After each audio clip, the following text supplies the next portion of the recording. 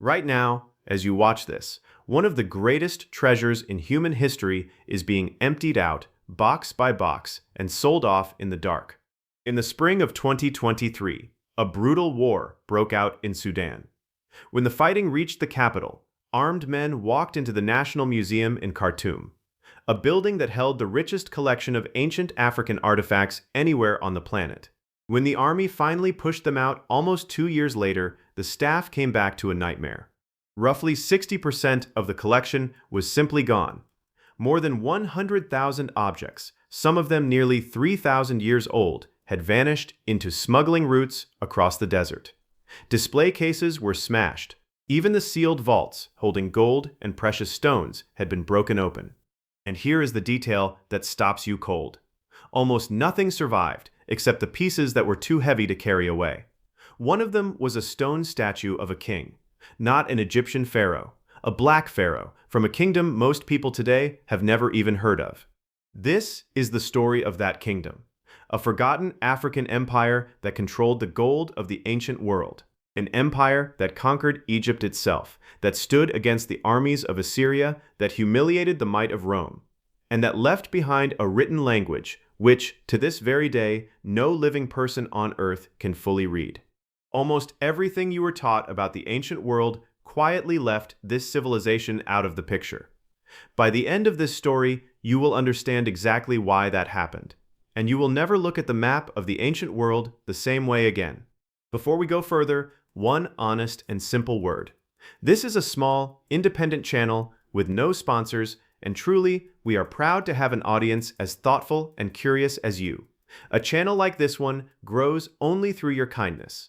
So if stories like this one matter to you, please consider subscribing, leaving a like, writing a comment, and sharing this video with someone who loves history. It truly helps more than you can imagine, and I am sincerely grateful that you are here with me. Now, let us travel 3,000 years into the past, to the burning deserts south of Egypt. To understand this empire, you have to start with what everyone wanted from it: gold. For the civilizations of the ancient Mediterranean and the Middle East, gold was not just wealth. It was the color of the gods, the metal of eternity, the substance kings were buried in so they could live forever. And the single richest, most reliable source of that gold for well over 1,000 years was the land the Egyptians called the South, the land of Kush. And there is a myth wrapped tightly around this land, one you have almost certainly heard. People love to say that the very name Nubia means land of gold. It is a beautiful idea, and it is almost true. The ancient Egyptian word for gold really was Nebu, and the connection is tempting, but the honest answer is more tangled. Most scholars now believe the name actually came from the name of a local people, not directly from the word for gold. So the poetic story is not quite real. And yet the deeper truth survives anyway, because whatever you choose to call this land, gold is exactly what the world came here to take. The gold did not come easily. It was buried inside veins of hard white quartz, locked in some of the most punishing terrain on the face of the earth. We are talking about the eastern desert, the deadly valleys the Egyptians called Wadi Aleki, a landscape of bare rock and killing heat between the Nile and the Red Sea. Getting the gold out was not gentle panning in a cool stream. It was industrial mining thousands of years before the industrial age. Miners lit enormous fires against the rock face to heat the stone, then threw water on it to crack it apart. This method, called fire setting, filled the tunnels with smoke and shattered the quartz so it could be smashed by hand. Then came the grinding. Workers crushed the ore in heavy stone mills, pounding it into powder, and washed that powder across sloping stone tables, so the tiny, heavy flakes of gold would settle out. It was slow, it was suffocating, and it was deadly. We know just how deadly because of an ancient eyewitness account. A Greek writer named Diodorus Siculus, drawing on an earlier report, described the gold mines in horrifying detail. He wrote of prisoners of war, convicts, and enslaved people chained and driven without rest under armed guards, in heat so extreme that many simply did not survive it. Men, women, and children worked those tunnels until they died in them. The gold that decorated the tombs of pharaohs, that flowed into the temples and treasuries of the ancient world, was soaked in that suffering. Keep that image in your mind, because we are going to return to it in a way you will not expect. And here is a mystery that still divides historians today. We know the gold flowed north in a river of wealth, but we do not fully understand who controlled that river at its source. Did the kings themselves own and operate these desert mines directly? Or were the richest deposits in the hands of independent desert peoples who traded the gold to the crown on their own terms? Even now, after generations of digging, the exact machinery behind the greatest gold operation of the ancient world is not completely understood. Now, before Kush ever conquered anyone, there was a city. And this city is where the real controversy begins. Its name was Kerma. It rose on the Nile far to the south of Egypt, and by around 2500 before Christ, it was already a thriving, organized African state, one of the very first cities anywhere on the African continent, outside of Egypt. At the heart of Kerma stood a colossal structure of solid mud brick called the Tefufa. Even today, worn down by thousands of years of wind and sun, it still rises nearly 60 feet into the desert sky. It was a temple, a landmark, a statement in mud and sweat that said, "We are here, and we build on a monumental scale." Kerma was also a kingdom built on cattle. Wealth here was counted in herds, and that idea followed the kings straight into death. Around some of the royal mounds, archaeologists uncovered the skulls of thousands upon thousands of cattle arranged in great curving arcs, all sacrificed for a single royal funeral. Imagine the power it takes to command that. Thousands of animals and hundreds of human lives spent to bury one man.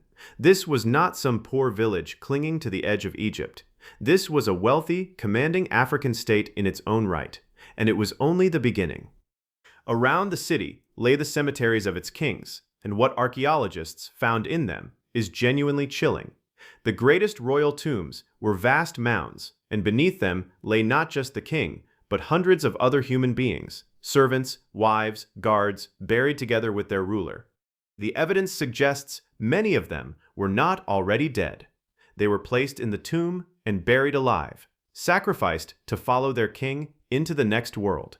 In the largest tombs, the number of these sacrificed retainers runs into the hundreds. This was a kingdom of enormous wealth, enormous power, and by our standards, enormous cruelty. And here is the part that would poison how the world remembered this place for a century. When European archaeologists first excavated Kerma in the early 1900s, they looked at this magnificent African city and they refused to believe that Africans had built it. We will come back to that decision and to the man behind it, because it is one of the reasons you are only hearing this story now. For centuries, the relationship between Egypt and Kush ran in one direction. Egypt was the giant to the north, and it wanted what the south had. Egypt had many things. It had the fertile black soil of the Nile flood. It had monumental stone architecture. It had one of the best organized armies of the ancient world. But there was one thing Egypt did not have in anywhere near the amounts it craved. It did not have its own gold. Here is a detail that shows just how deeply Egypt cared about this gold. One of the oldest maps in the entire world, drawn on papyrus more than 3,000 years ago, is not a map of a city, or a temple, or a kingdom. It is a map of a gold mining region in the land of Kush. It shows the roads, the hills, the huts of the workers, and the exact location of the gold-bearing stone. Think about that for a moment. When the ancient Egyptians created one of the first real maps in human history, the single thing they most wanted to chart was the road to Nubian gold. So Egypt looked south, and it did not simply trade. During its most powerful era, Egypt invaded Kush, occupied it, and ruled it through a colonial governor with a chilling title.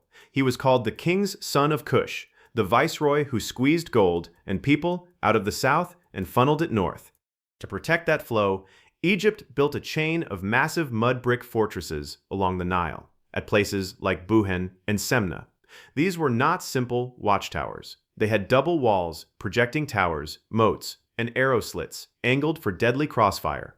They were among the most sophisticated military structures on Earth at the time, and they were built for one purpose: to make sure that every ounce of Nubian gold reached the Egyptian treasury. These forts guarded against a very specific nightmare. Out in the deserts lived tough, independent nomads the Egyptians called the Medjay, people who knew the hidden trails and the secret water, and who could ambush a gold caravan and melt back into the sand before anyone could react. Egypt was genuinely afraid of losing its treasure between the mine and the throne, so it locked down the entire river with stone, with soldiers, and with fear. For a long time, that is how the story went. Egypt on top, Kush beneath it, the golden colony of a greater power, and then everything flipped. Around 3,000 years ago, Egypt fell apart. It fractured into rival dynasties, civil war, and foreign invasions. The empire that had ruled the south for centuries could no longer even rule itself. And in that vacuum, the people of Kush did something no one in Egypt could have predicted. They did not just win their freedom. They rose around a sacred mountain in the south called Jebel Barkal, a dramatic cliff that both Egyptians and Kushites believed was the earthly home of the great god Amun. From there, an ambitious new line of kings began to build power, wealth, and armies of their own. And then they turned north, not to raid, not to loot, but to conquer the very civilization that had once enslaved their ancestors, and to claim its throne. What happened next is one of the most astonishing reversals in all of ancient history. In the 8th century before Christ, the kings of Kush marched down the Nile and conquered Egypt. All of it. From the deserts of Sudan to the shores of the Mediterranean, the entire Nile Valley was united under African kings from the south. History remembers them by a striking name: the Black Pharaohs, the 25th Dynasty of Egypt. And here is what makes them so fascinating. They did not try to erase Egyptian civilization. They embraced it, and in some ways, they out-Egyptianed the Egyptians. They restored old temples. They revived ancient religious traditions. They presented themselves not as foreign conquerors, but as the true and rightful protectors of a civilization the northern rulers had allowed to decay. The first great king of this conquest was named Piye, and we know his story in his own words because he left behind a magnificent stone monument describing his campaign in detail. It is a masterpiece, and it reveals a personality. Piye was a devout, proud, and surprisingly emotional ruler. In the middle of describing how he crushed the princes of northern Egypt, he pauses to express something else entirely. When he discovered that a defeated prince had let his horses go hungry during the siege, Piye was genuinely furious.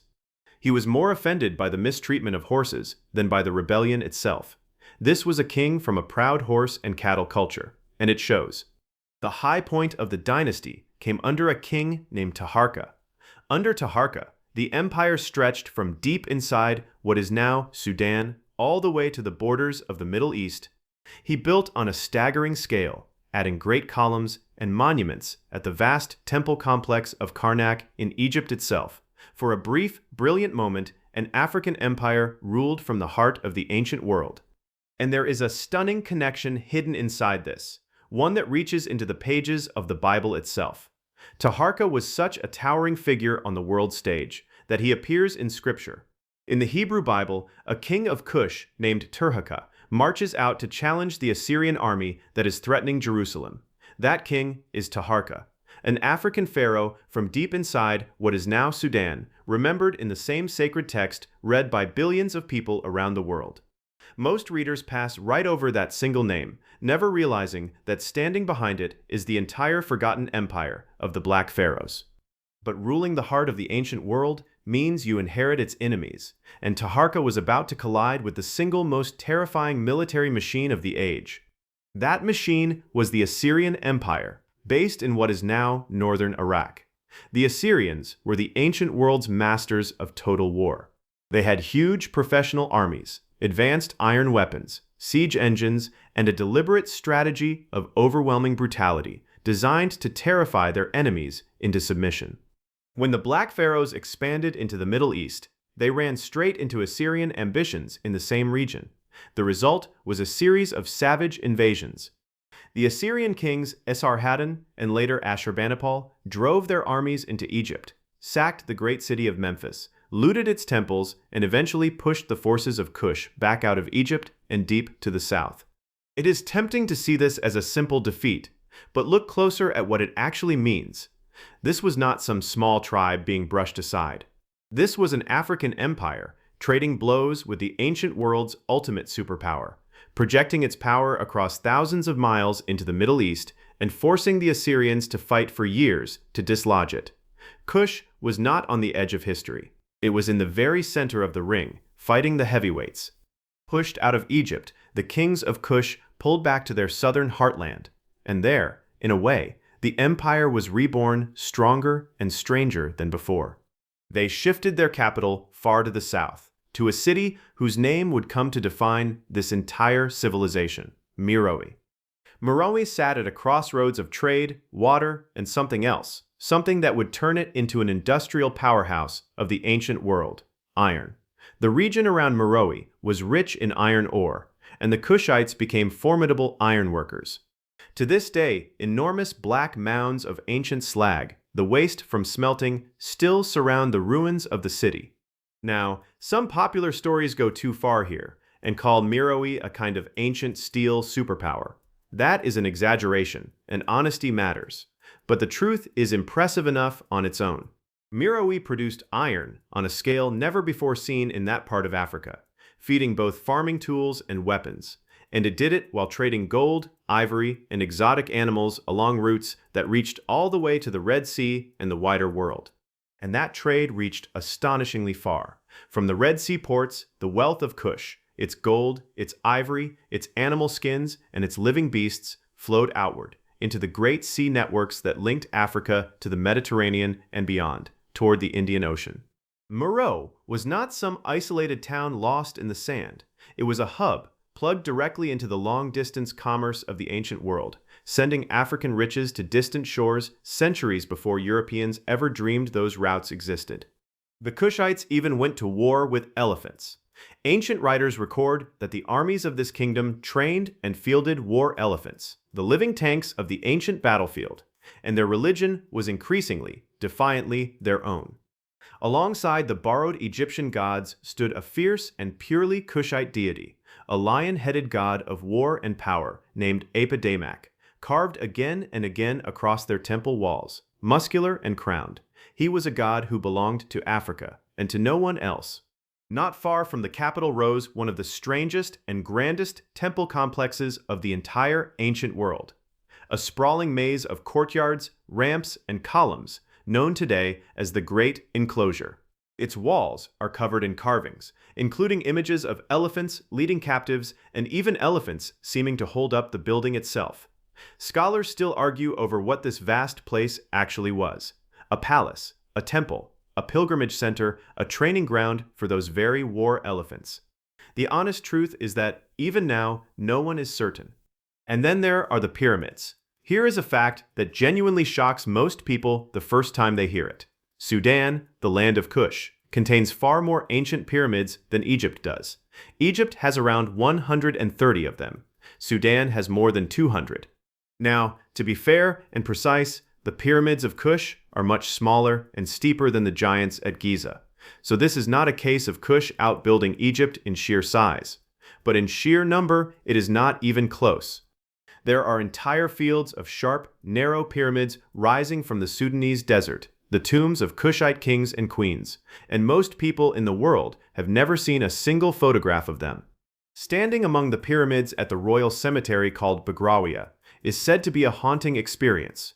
Rows of steep, narrow pyramids, packed close together, rising straight out of the empty sand, with almost no crowds, no barriers, and none of the fame of Giza. It is one of the most spectacular ancient sites anywhere on Earth, and it is also one of the most ignored. The kings and queens of Kush built a city of the dead to rival anything in the north, and the world simply forgot to look at it. Which brings us to one of the most remarkable figures in the entire ancient world. Because in Meroe, some of the most powerful rulers were not kings at all, they were queens. The Kushites had a title for these ruling queens, a word that even the Romans learned to fear: Kandake. These were warrior queens and queen mothers who held supreme political and military power in their own right, something almost unheard of in the great patriarchal empires of the age. And one of them was about to do something to the most powerful man in the world that Rome would never forget. Her name was Amanirenas. And by the time she came to power, the great enemy to the north was no longer Egypt or Assyria. It was Rome. Rome had swallowed Egypt, and now the Roman Empire and the Kingdom of Kush stared at each other across a single desert border. The trouble started, as it so often does, over money. The Romans imposed taxes on territory the Kushites considered their own, and Amanirenas, according to the ancient sources, was a queen who had already lost an eye, most likely in battle, a one-eyed warrior queen, and she was not going to pay. She struck first, around 25 before Christ, while the Roman governor of Egypt was away on a distant campaign. Amanirenas led her forces north and fell upon the Roman frontier. Her armies captured Roman towns along the Nile, including the important city near modern Aswan. And then her soldiers did something that was pure, calculated defiance. They toppled the statues of the Roman Emperor Augustus that stood in the conquered cities. Augustus, the man who called himself the ruler of the known world, the living symbol of Roman power, thrown down in the dust by an African queen. But Amanirenas was not finished. From one of those imperial statues, her people cut away the bronze head of Augustus himself, and they carried it home, hundreds of miles south, back to the heart of Kush. And what she did with that head is one of the most stunning acts of defiance in all of ancient history. She had it buried beneath the steps at the entrance of a temple dedicated to victory, so that every single person who walked into that temple forever would step directly on the face of the Roman emperor. Every day, the god-king of Rome would be trampled beneath the feet of the people he had tried to tax. Now here is the incredible part. That head was real. It lay hidden under those steps for nearly 1900 years. And in the year 1910, archaeologists digging at Meroe found it, the bronze head of Augustus, its glass and stone eyes still startlingly intact, exactly where a defiant queen had buried it to be trampled. Today, that very head sits in the British Museum. You can go and look into the eyes of the emperor, an African queen humiliated. And Rome, the empire that conquered Gaul and Britain and crushed almost everyone in its path? Rome struck back hard. A commander named Petronius marched south with around 10,000 soldiers, defeated a larger Kushite army in open battle, and drove deep into the kingdom, even reaching the old sacred city near Jebel Barkal. On paper, Rome had the upper hand. But holding that scorching, distant frontier was a completely different problem. Amanirenas would not break. Her forces kept striking. The war ground on with no clean victory for Rome, and the desert itself fought on her side. And so, worn down by a conflict it could not win cheaply, Rome did something it almost never did with people it called barbarians. It sat down to negotiate.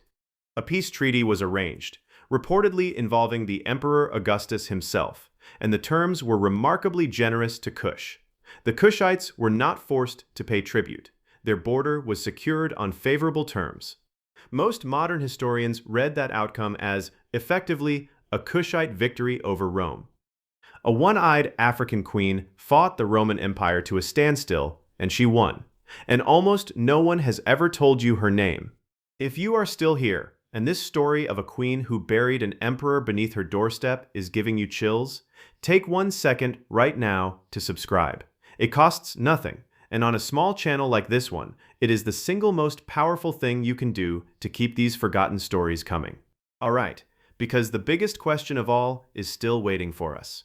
So why is that? Why does an empire this rich, this powerful, this defiant, sit in such total darkness in the way most of the world remembers history? This is the part I promised you at the very beginning. And the answer is uncomfortable. Let us go back to that magnificent city of Kerma and to the archaeologists who dug it up. In the early 20th century, one of the most respected archaeologists in the world excavated Kerma.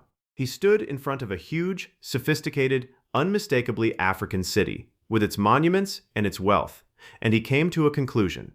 He decided that Africans could not have built it, so he invented an explanation. He argued that this great city must really have been an outpost run by an Egyptian governor, that the genius behind it must have come from lighter-skinned people to the north. The achievement was quietly taken away from the very people who created it. This was not a random mistake. Historians have documented it as part of a much larger assumption common in that era. The idea that monumental civilization simply could not have been a native African achievement. Time and again, greatness found in Africa was credited to someone else. And so, one of the most important civilizations on the continent was recorded as a pale reflection of Egypt, a footnote, a colony, a copy. Modern archaeology has completely overturned that view. Today, the evidence is clear that Kush was a deeply original, fundamentally African civilization. Yes, it borrowed Egyptian gods and Egyptian art when it suited them, but it bent all of it to its own purposes, worshipping its own lion god Apidamak, crowning its own warrior queens, and building its own world. Kush was never a copy. It was an equal that history was taught to ignore. And the strangest part of this erasure is that, in a very real sense, we still barely know who these people were, because the Kushites of Meroe developed their own writing system, with its own set of around 23 signs, and they left behind thousands of inscriptions. Here is the maddening mystery. We can read those signs. Scholars cracked the sounds more than 100 years ago, so we can sound out the words. But we mostly cannot understand what those words mean. The Meroitic language stands almost alone, stubbornly disconnected from the languages we know well, and without a key, without an ancient translation into a known language, thousands of royal and sacred texts remain locked. We can pronounce a lost civilization's words, and still not know what they were trying to tell us. For over a century, that wall has barely moved. But in the last 2 years, something new has entered the story. Researchers have begun turning artificial intelligence loose on the Meroitic texts, using pattern-matching systems to try to guess at meanings and connections that humans have missed. So far, the results are modest, reaching only a fraction of the vocabulary. But for the first time in 100 years, the code that guards the secrets of Kush is beginning, very slightly, to crack. Somewhere in those unread inscriptions, there may be names, battles, and stories no one has heard in 1600 years. And in the end, almost everything hangs on one missing object. To truly break this language open, scholars have dreamed for generations of finding a Kushite version of the Rosetta Stone, a single inscription written in both Meroe's script and a language we already understand, sitting side by side. That key has never been found, but it may still be out there, lying buried in the sand of Sudan, waiting. And if it is ever pulled from the ground, an entire lost civilization could suddenly begin to speak to us again, in its own true voice. And it is not just their words that remain a mystery. It is their very bodies. You might assume that after all this time, we would at least know the genetic makeup of these people in detail. We do not. Ancient genetic material from this region is incredibly scarce. The first real set of ancient genomes from Sudan only appeared a few years ago, and it came from a much later medieval population, not from the age of the Black Pharaohs. What that study found was fascinating in itself.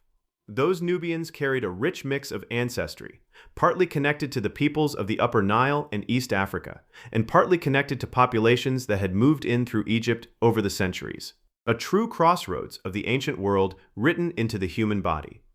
But the deeper truth is humbling. When it comes to the actual DNA of the Black Pharaohs themselves, the kings who ruled Egypt, we are still, scientifically, almost in the dark. So we have a forgotten empire, a trampled emperor, an unread language, and a people we can barely identify. And now we come full circle, back to the gold and back to the destruction, because the story of Kush being robbed did not end in ancient times. In the 1830s, an Italian treasure hunter arrived at the pyramids of Meroe. His name was Ferlini. He was convinced that treasure was hidden inside these royal tombs, and he was in a hurry to get rich. So he did something almost unthinkable. Using tools and explosives, he tore the tops off dozens of the pyramids of Kush, smashing his way through the tombs of ancient kings and queens. He was searching for jewelry, and in at least one pyramid, the tomb of a Kushite queen, he found it. A spectacular hoard of gold, exquisite bracelets, and rings and amulets of a quality that stunned Europe. He sold that gold to European collectors and museums, where much of it still sits today, far from the desert it came from. But in the process, he destroyed the tops of dozens of monuments and erased forever the archaeological information they held. One greedy man, in a matter of months, did damage that can never be undone. The gold of Kush was being carried off to distant lands once again. And that pattern, that same terrible pattern, is happening right now in our own time. Remember the war we started with, when armed men looted the National Museum in Khartoum. They were not just stealing objects, they were carrying off the physical memory of an entire civilization. The statues, the golden jewelry, the ancient mummies, some of the oldest preserved bodies in the world, the fragments of that unreadable language, thousands of years of history, all of it loaded onto trucks and scattered into the shadowy trade in stolen antiquities. Witnesses who returned described smashed cases, shattered coffins, and empty halls. Investigators say the objects were funneled out toward the borders and offered for sale in the dark corners of the internet. International agencies have warned, with real alarm, that Sudan's heritage could suffer the very same fate as the looted treasures of Iraq and Syria, vanishing so completely that some of it may never be recovered at all. Think about what that means. The gold of Kush was mined by suffering people 3,000 years ago. It was fought over by Egypt, Assyria, and Rome. It was blasted out of pyramids by a treasure hunter in the 1800s. And today, it is vanishing again, in the chaos of a modern war, into hands we cannot see. The one thing that survived, you will remember, was a statue too heavy to steal. A single Black Pharaoh, left standing almost alone in a looted hall, guarding the memory of an empire that the world keeps trying to carry away. So let us return, finally, to the question we began with. Did this empire truly control the gold of the ancient world? Here is the honest answer, and honesty is the whole point of this channel. No, it did not control all of the world's gold. That would be a myth. Other regions, in Europe, in Arabia, in Asia, produced gold of their own. Anyone who tells you Kush held a total monopoly on the wealth of the entire ancient world is selling you a fantasy. But within the world that mattered most, the world of Egypt and the great empires of the Nile and the Middle East, the reality is almost as astonishing as the myth. For well over 1,000 years, the mines of Kush and Nubia were the unrivaled premier source of the gold that built temples, buried kings, and funded empires. This was the golden engine at the heart of the ancient world. And the true story is so much better than the legend. This was not some mythical land of infinite treasure. This was a real, indigenous African civilization that mastered the deadliest mining landscape on Earth, conquered the empire that once enslaved it, ruled Egypt as pharaohs, stood toe-to-toe with Assyria, humbled the power of Rome, crowned warrior queens, and wrote in a language we still cannot fully read. It was not forgotten because it was small, or weak, or unimportant. It was forgotten because, for a long time, the world was taught to look away, and the artifacts that could tell us the rest of the story are, at this very moment, being scattered to the winds. Kush is not a footnote to Egypt. Kush is one of the great lost chapters of the human story, and now you are one of the few people who knows it. If this story moved you, please do that small and generous thing that keeps a channel like this one alive. Subscribe so you do not miss what comes next. Leave a like, which genuinely helps this video reach other curious people. Write a comment, even a single word, because it tells the algorithm this story mattered. And share it with one person who deserves to know that an African queen once buried a Roman emperor beneath her feet. This is a small and simple channel with no sponsors, and truly, we are proud to have an audience as thoughtful and qualified as you. Your kindness is the only reason it can keep telling these forgotten stories. From the bottom of my heart, thank you for watching, and thank you for being here.